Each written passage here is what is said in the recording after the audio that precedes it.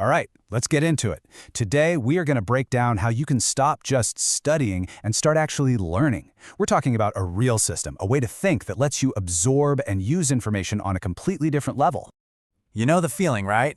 You're on that hamster wheel. You put in the hours, you pull the all-nighters, you rewrite every single note, and then when the test comes, or when you actually need that knowledge, poof, it's gone. It is so frustrating, and honestly, it's a huge waste of your time.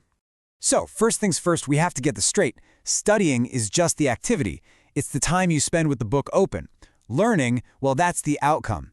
That's the actual change in your brain, where information turns into real, usable knowledge. They are not the same thing. And this is where so many of us get trapped in what's called the illusion of learning. It's when you're doing stuff that feels super productive, like rereading chapters, highlighting everything, making your notes look perfect, but it's not actually leading to any real learning. It's basically just a fancy way to procrastinate. And this is the really dangerous part. When we use these bad methods and they don't work, we almost never blame the method. We blame ourselves. I mean, listen to this quote from a med school applicant. She tried all the so-called study hacks, and when she failed, she just concluded she was dumb. But the problem was never her intelligence. It was her process. So that's exactly why we need to start with the foundation.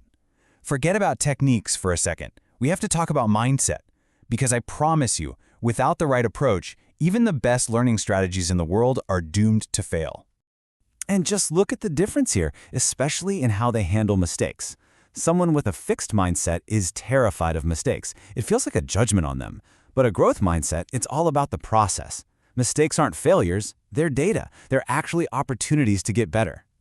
So here's the shift you need to make right now. Stop brushing off your errors as silly mistakes. That question you got wrong, it's not random. It is a bright, flashing sign pointing directly to a gap in your understanding. You need to treat every single mistake like a clue that will help you solve the puzzle of what you don't know yet. Okay, so once you've got that growth mindset locked in, we can build on it. It's time to move beyond just cramming facts and start using a much more powerful system, thinking in levels. This is basically a hierarchy for thinking. It's based on a framework called Bloom's taxonomy. Down at the bottom, you've got the simple stuff, like remembering facts. And as you go up the pyramid, you get to these much higher order skills like analyzing, evaluating, and even creating something new. Now, what do most of us do? We start at the bottom. At level 1, we try to memorize a bunch of facts. Then we try to understand them. The big problem is something called the forgetting curve. By the time you're trying to work on level 2, you're already forgetting level 1. It's like trying to fill a leaky bucket. You're constantly fighting this losing battle. And here it is. This is the big secret. It's totally counterintuitive, but the most effective learners on the planet, they flip this whole pyramid upside down. They don't start at the bottom, they start at the top. So why on earth does this work so well? Well, when you force yourself to start with higher level thinking, like asking why is this important or how does this system work, you're engaging your brain on a much, much deeper level. And here's the magic part. Remembering and understanding the basic facts just happens.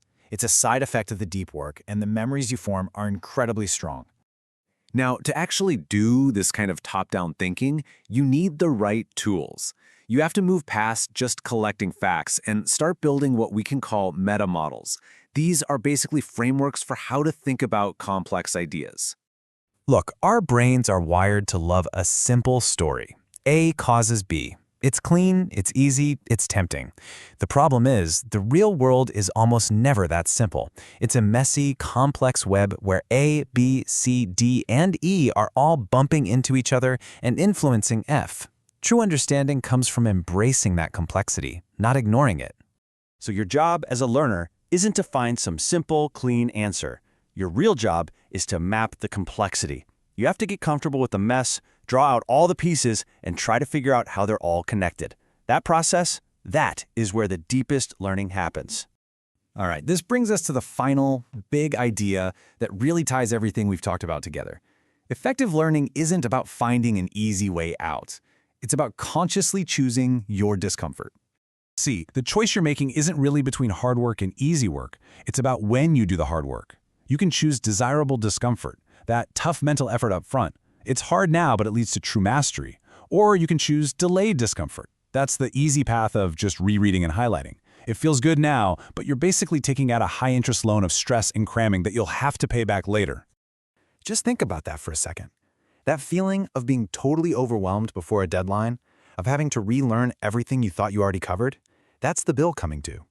That's your past self, who chose the easy path, handing a giant pile of work to your present self.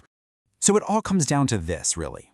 Every single day you have a choice. You can choose the short-term comfort of passive, fake learning, or you can choose the desirable discomfort of doing the hard thinking that actually works. The real question is, which one are you going to choose?